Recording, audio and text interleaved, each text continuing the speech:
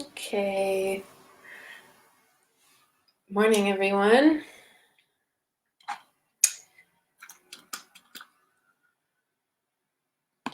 Happy for folks to just take a few moments to wiggle, settle in, get comfortable. Ooh, whoa. Okay.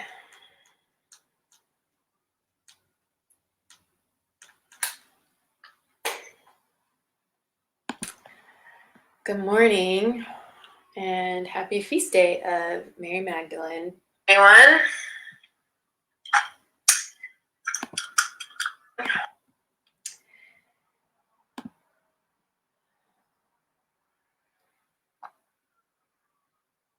I was just kind of tuning in this morning and asking how the gods wanted us to begin today. And a song came, and it kind of surprised me because it's one of my it's like a little darker than I would have imagined for a goddess's feast day, but it's just what came. So I'm going to open us with with this simple song. So you can do your own thing. You can sing along. You can hum along. You can be doing your own practice. And just let the words land wherever they do, as always. The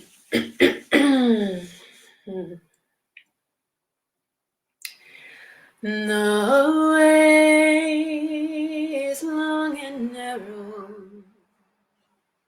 The way is walked alone. The way will take everything from you. No way will bring you home. No way is sought by many. No way is found by few. No way will take all that you are. No way will make you new.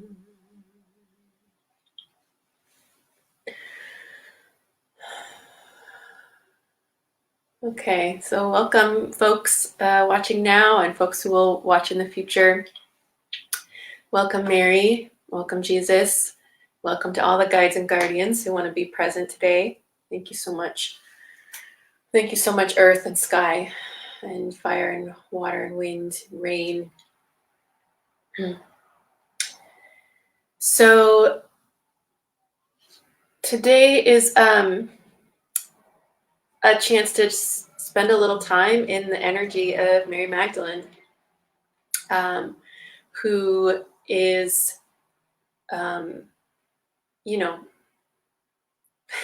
what do we even say? We'll find out, I guess.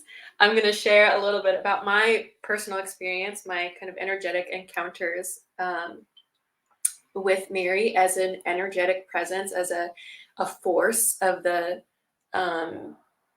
cosmos, and then we'll do a simple tuning and practice so that folks can get their own sense. You can get your own sense of what what the energy of Mary feels like, and really offer clues from your own corner of the ecosystem about her essence. And before we move into that, I want to just share that today is the last day for folks to enroll in the Roots and Rhythms offer which is a haven of community practice for big-hearted, earth-loving, spiritual seekers longing for a home, longing to feel at home in their own body, in their own being, in their relationships, and in the web of life. And as a core member, these are people who can commit to at least 6 months with a range of 50 to 250 or more, a financial commitment that will allow me the kind of stability to make this offer more available to the wider community. So if you are a spiritual orphan or recovering Christian seeking simple, culturally rich, culturally respectful, earth and body-based wisdom, if you're seeking learnable tools and practices for nervous system support and resilience for a good enough relating to each other and to our complex world, if you're looking for remedies for overwhelm, indecision, paralysis, reactivity, and longing for an unshakable trust in your own divine connection and to really be guided from that inner compass. If you're longing to live from a more grounded, nourished, intuitive, and joyful place, if that's you, I would love for you to be a part of this, of getting this offer off the ground. Just message me before 5 p.m. today, and I'll send you the details and get you all enrolled. Okay, that's my commercial. Now moving on to today's practice. So Mary, of course, I had known a lot of the stories of Mary Magdalene from my upbringing in Roman Catholicism. You know, first one to discover Jesus after the resurrection. One of the women who had followed Jesus, who had journeyed with Jesus through the crucifixion at the feet of the cross. Of course, I knew sort of the lore around Mary, like that maybe she was the prostitute, maybe she was the one that Jesus cast 7 demons out of. You know, there's a lot of kind of convoluted storytelling that has happened around Mary. But it wasn't until having my encounter with Jesus that I shared about a couple of weeks ago, and then in the following months, I started to feel another energy. So in addition to that very soft, holding, distinctly masculine, or the yin aspect of the masculine presence. So in addition to that, I also started to have this sense of, and I didn't have really a name for it at the beginning, but I started to feel this other energy, and it was much more, in retrospect, it was actually much more yang, like much more kind of the Vajras energy, if that's a term that's familiar for you. Like it felt much more kind of vertical, like the trunk of the tree. It felt like it kind of had this electricity, this like upward moving electricity to it. And it was a real contrast to like that sense of resting back, of like kind of being held that I was experiencing with Jesus. And it was a much more sort of propelling, or like kind of powerful, direct energy. And I also was getting the sense of a kind of over encompassing energy, like this sort of draping sensation. And at some point, there wasn't anything like radical that happened, but I just remember sitting in my meditation, on my meditation cushion, and it just sort of clicked in me that these were aspects of the feminine divine, aspects of the kind of complementary nature that Jesus was bringing in. And I really got the sense that Mother Mary was sort of this bigger, like very loving in a vast way. That felt like that big womb energy from the mother, but from this other frequency, it really landed for me anyway as Mary Magdalene, and really kind of this, like, as I'm feeling it or imagining it now, like kind of that vaginal channel energy, like closed, like very closed in a contained, in a focused way. And yeah, very electric, very alive. And that was the energy that I tuned into, that finally kind of landed with the name Mary Magdalene.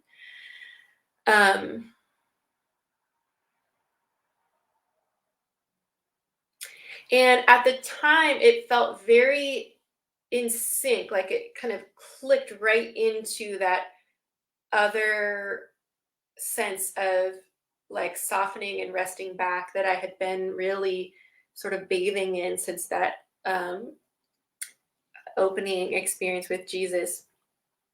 And the combination was just like very enlivening, very it was a real turn on, in all honesty. It was very electric, had a real like sensual and sexual awakening quality to it.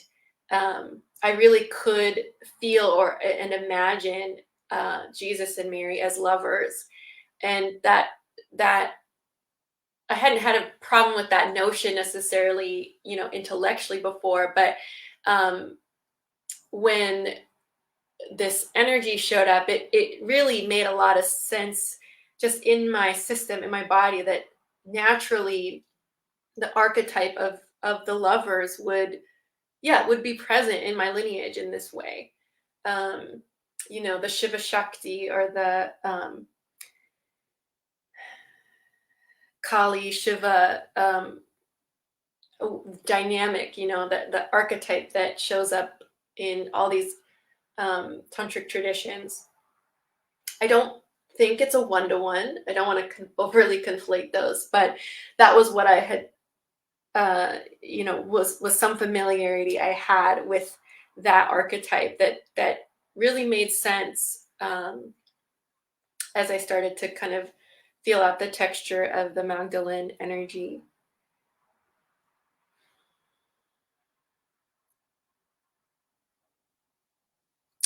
And the last thing I think I'll share here before we do the practice is just that one thing that came out of this was a lot of creativity, I did a lot of drawing, I did a lot of writing, and a lot of poetry, and just a lot of kind of playful practice with these elemental forces. Started to kind of, just quietly in my own way, but started bringing it into sex practice and into self-pleasure, and really imagining and kind of presencing that lover energy as a part of this sort of practice of prayer, and union, sacred union, in a very holistic way with divine essence. So yeah, I think I'll just pause there then, and take us into a very simple contemplative practice that will be familiar for some of you if you've done the other practices with me up to this point. And I'm going to just explain it a little bit so you kind of know what we're going into. I'll take us through a very simple grounding and like sensory tuning in. And then the invitation will be to like explore through your senses, through that imaginal ecological realm, your inner world, where the energy of Mary is and how it shows up. So very similar to the practice we did with Jesus a couple of weeks ago.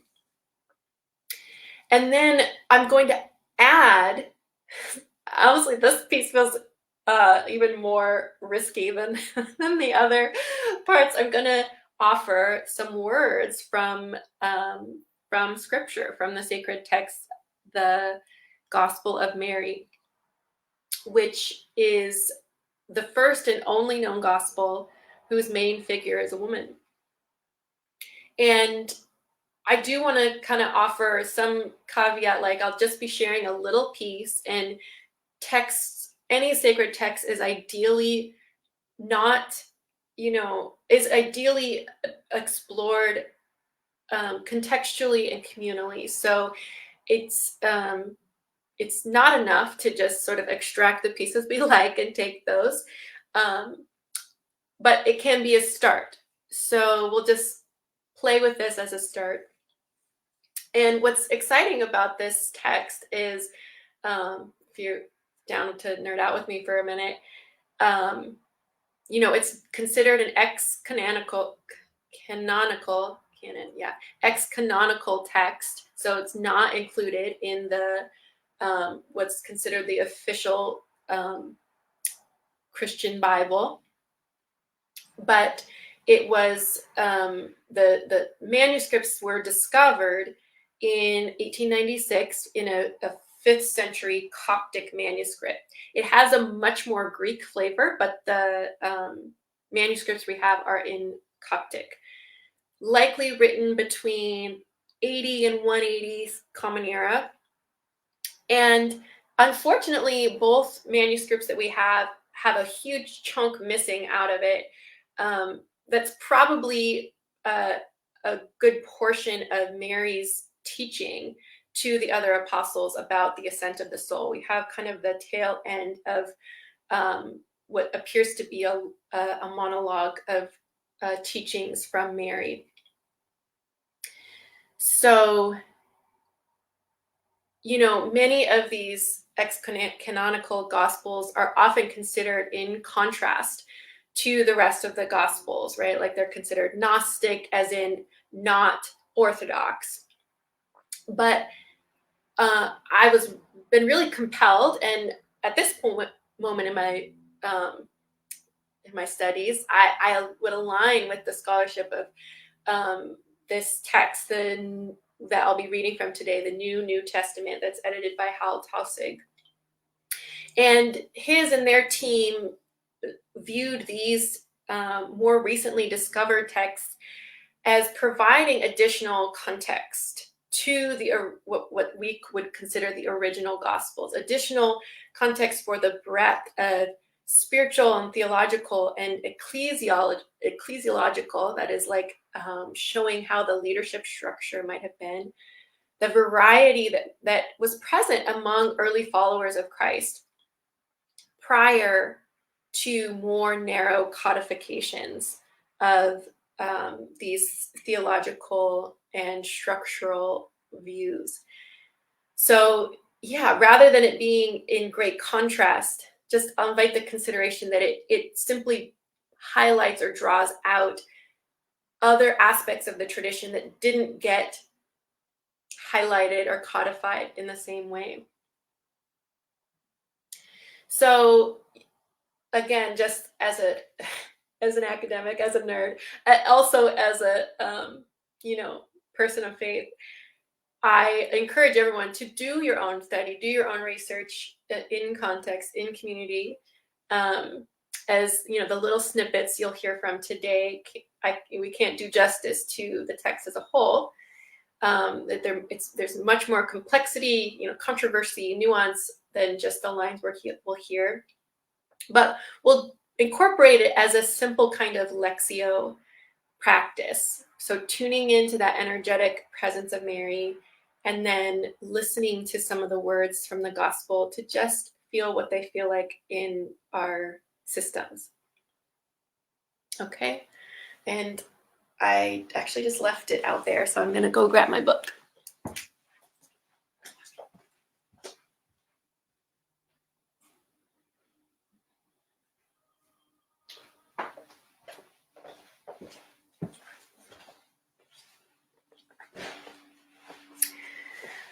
Okay, so just invite you to take a few wiggles to let your awareness settle from your thinking mind, from your analysis mind. Maybe taking a couple sighs, long breaths in and out. Wow.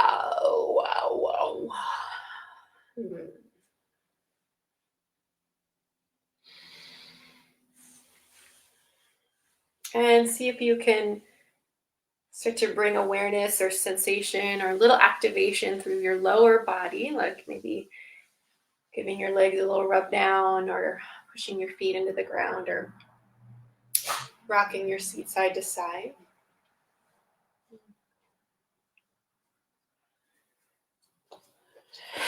Inevitably, one of the animals comes in when I begin this. Okay, watch out. Okay. And just to invite a real presencing of right here, right now, go ahead and just look around you with your eyes and see if you can land your eyes on something that's beautiful or bright. Something that brings a smile to your face or a little bit of gratitude to your heart.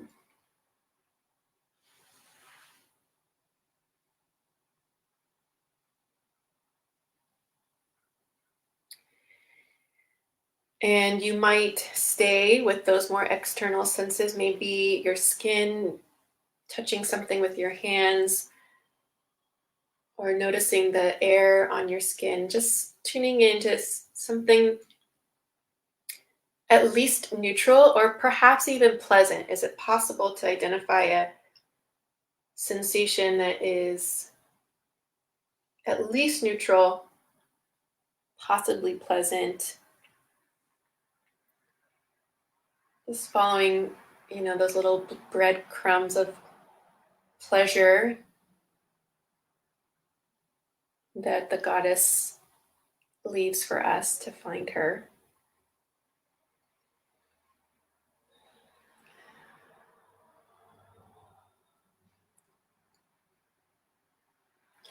And if finding something pleasant is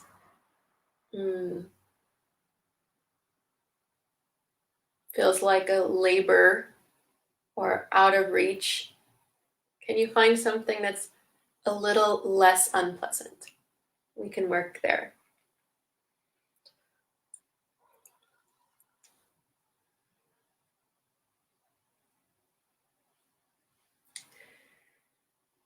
Hello, welcome. So we're just doing a little sensory tuning in to invite the presence of Mary. So I'd love for you to just say hello in the chat and where you're tuning in from. And then, once you identify an external sensation, if it feels accessible, you can start to look into that inner sensory landscape. Like, is there a sensation in your inner body that you notice that's at least neutral, perhaps even pleasant? See if you can invite a kind of settling in and down and in and down and in and down. Maybe even feeling your belly, or inviting some space or breath or awareness in your belly.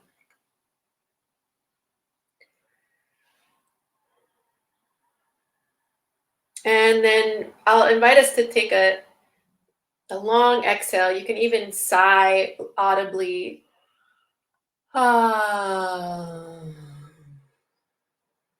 As if kind of riding that whole exhalation down the spine all the way down to your root, to the floor of the body, to the genitals, anus, your whole cradle of the pelvic bowl resting on the earth, if you can allow that.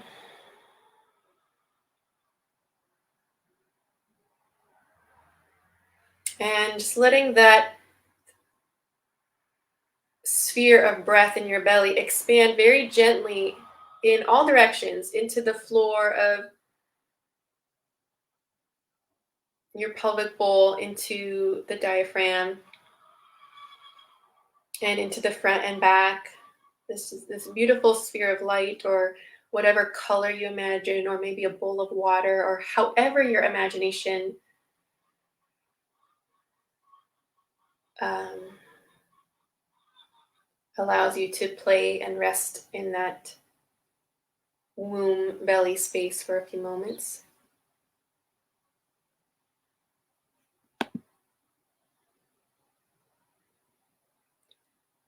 Hi, wow, Nicaragua, cool.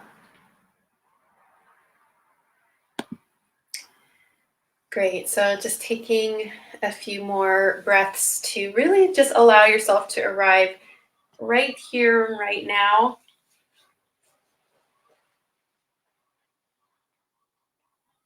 Breathing in and out, and maybe a one more long sigh to imagine a root going from that sweet bowl of your belly all the way down into the earth. Ooh.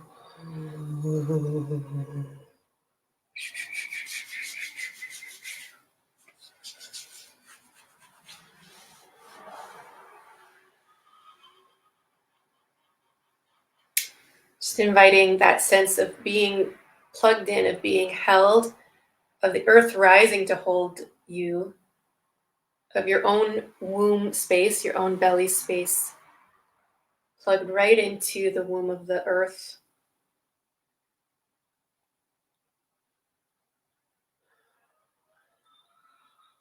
Yeah. And maybe there's a sensation here that you can tune into, like a little anchor, something pleasant or at least neutral, a place you can remind yourself to rest back into if things get a little activated, or just if you feel like it.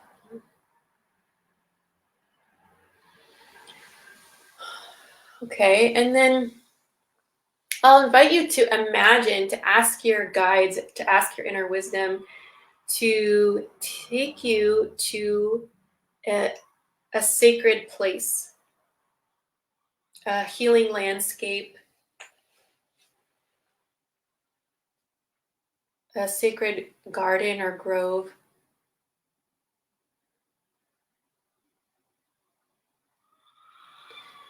You might ask your inner wisdom, where is the just right place to go to meet Mary Magdalene?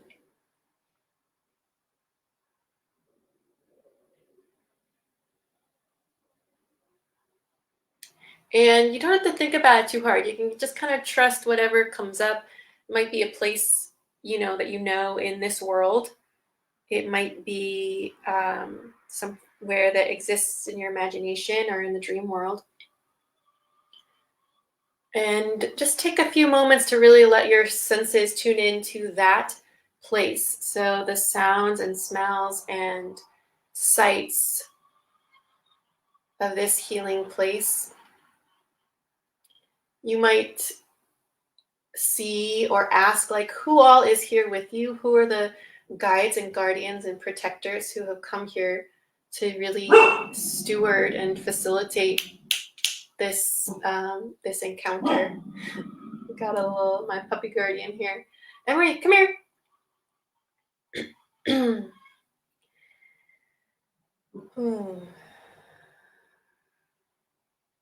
And then, without thinking too hard, and when you feel ready, when it feels ready and just right for you, you can ask your inner wisdom, where's Mary? Or if it feels right, you can call to her.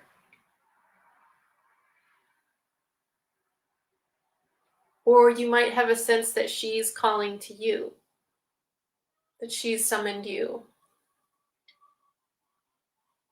And again, no prescription. You can just notice what you notice without thinking too hard.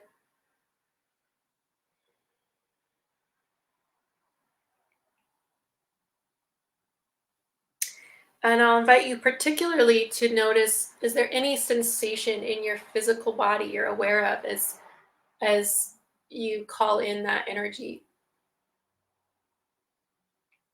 And just as some simple guideposts, sensations are along the lines of warmth or coolness, expansion, contraction, tingling, tightness,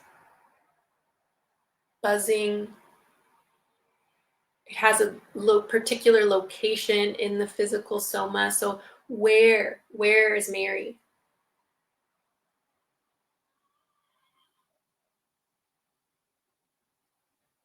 And there may be other things that stir up emotion, thought, image. See if you can start by landing in the sensation, really anchoring in the sensation.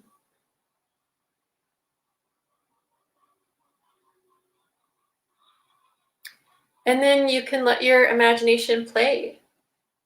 How does Mary want to interact with you right now? Or in the ecosystem of that healing place, the ecosystem of your soma? Is there an encounter that wants to happen with the Magdalene energy? So I'll just invite us to take a few minutes, maybe just a minute, to, just kind of rest in that and let the spirit show you what it wants to show you.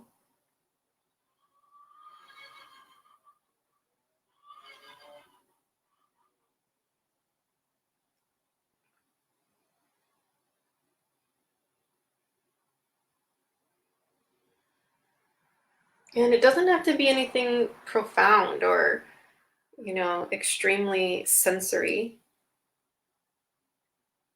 Numbness, no sensation, boredom, a sense of confusion, not knowing, all of that is good data. All of that is good information. The Magdalene has been underground for a long time, so maybe there's an absence or a hiddenness.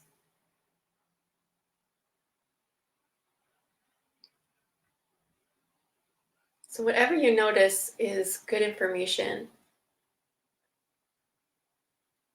like a little window from your unique corner of the ecosystem.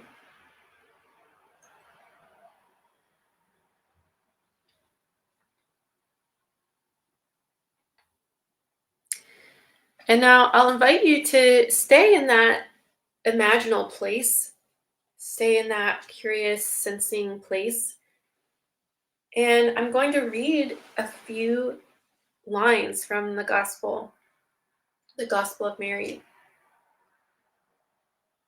And similarly, see if you can listen from that energetic place, less from the head that will you categorize things as good or bad, agree, disagree. Can you listen more from, where do these words land in my body? Where do they land in that sensory ecosystem?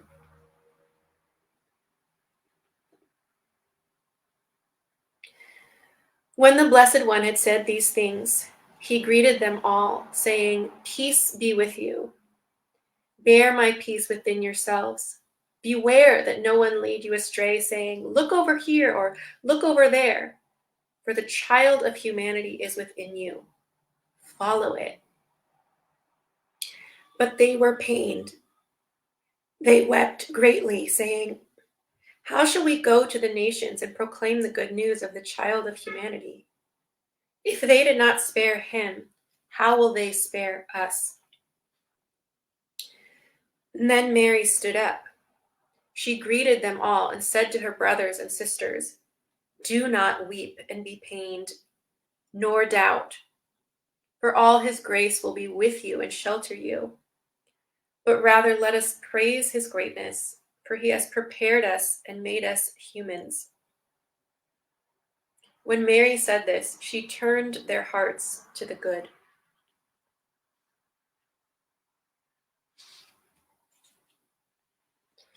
So just taking a breath in and out to notice what you notice. To notice activation, relaxation, colors, sounds, sensation.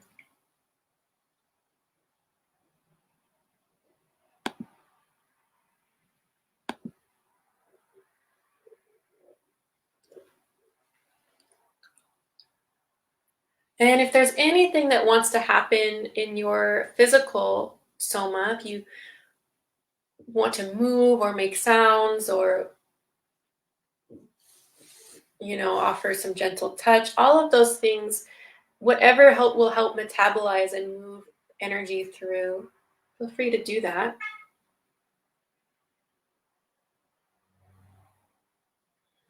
Taking a few extra breaths in and out here to just again invite a kind of settling with whatever the encounter has been like so far. Is there anything else that wants to happen? Anything else that wants to be known or seen? Anything else Mary has for you to say, to show, or that you have for her?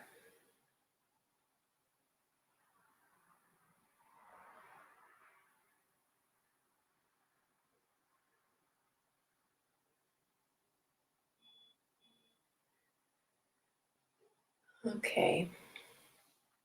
And then,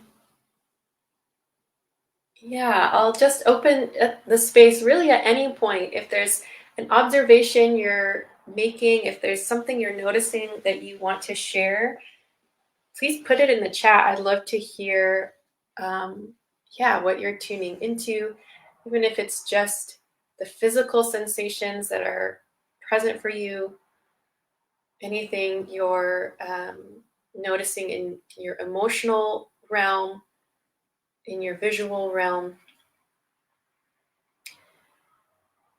How is Mary showing up for you?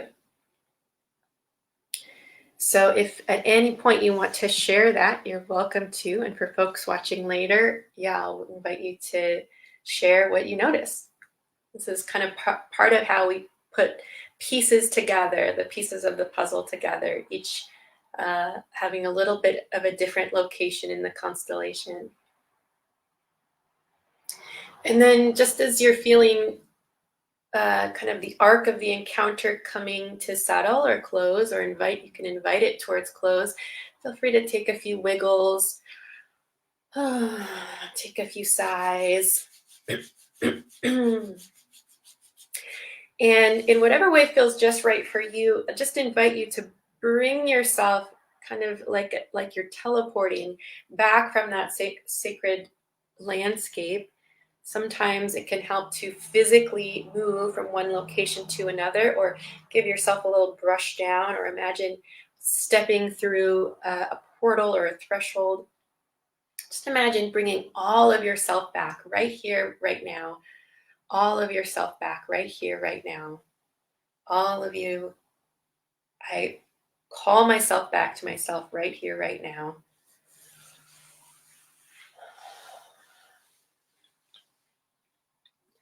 Awesome. Thanks for sharing that, Monique. Yeah. She blessed me with an angel feather and reminded me of her presence. Very heart opening. Awesome. Okay. So just starting to come out, I'll invite, just a simple thank you to Sweet Mary, to all of the guides and guardians who have stewarded this time. Thank you so much. Thank you so much to you who are participating, Monique, and anyone else who will be watching in the future. Thank you. Thank you, Earth. Thank you, Sky.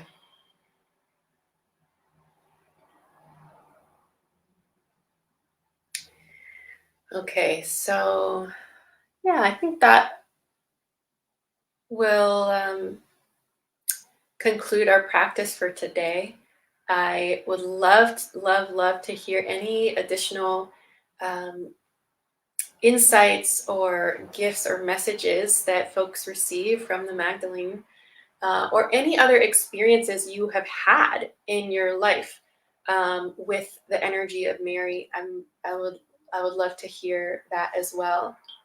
So it really is this kind of direct sensing, this direct tuning in to Mary as an energetic force that I think will, at least for me, has offered a window into my own lineage, as someone who was raised in Christianity, whose ancestors are Christian, a way that my own lineage still has some threads of connection to something worthwhile, I guess, something whole, something nourishing, something life-giving, and that erotic core of